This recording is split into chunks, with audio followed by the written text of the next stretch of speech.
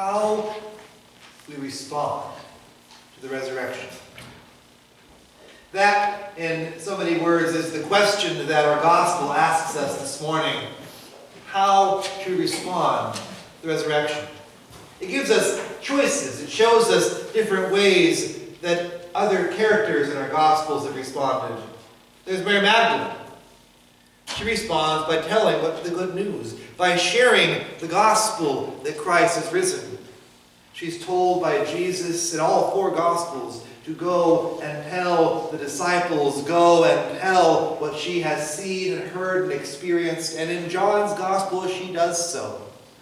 She goes immediately and tells them that she has seen the Lord. That was the last phrase of the gospel reading from last week. Mary Magdalene sees the risen Christ and responds by sharing what she has seen. Then there are the disciples. They respond by hiding in a locked room. The disciples never really come off well in the Gospels, not even the Gospel of John. We forget sometimes that they've heard the good news by this point, that Mary, in the last verse of last week's passage, has told them, hey, Jesus is risen.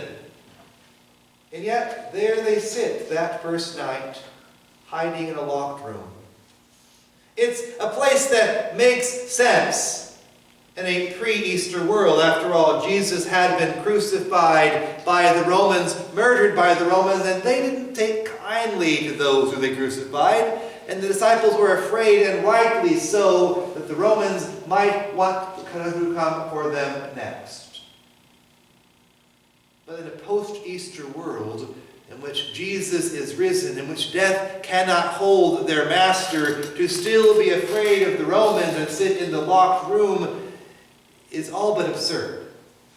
It's not the way they should have responded to the Easter message. But even if we understand that, Jesus comes among them. He says, hey, Mary told you, but you didn't believe, you doubting disciples.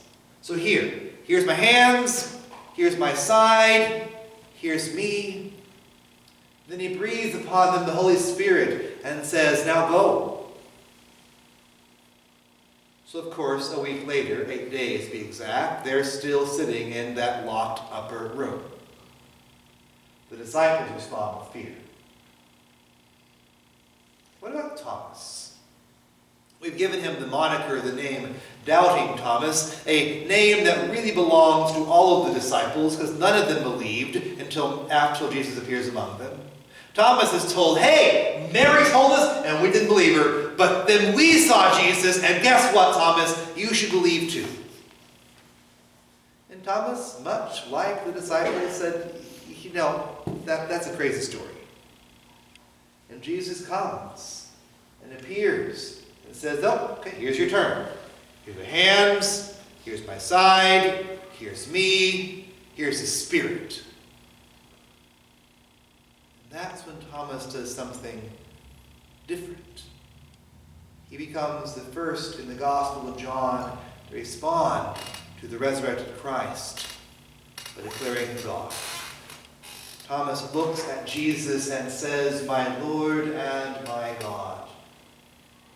Thomas, doubting Thomas, responds eventually to the resurrected Christ with faith and action.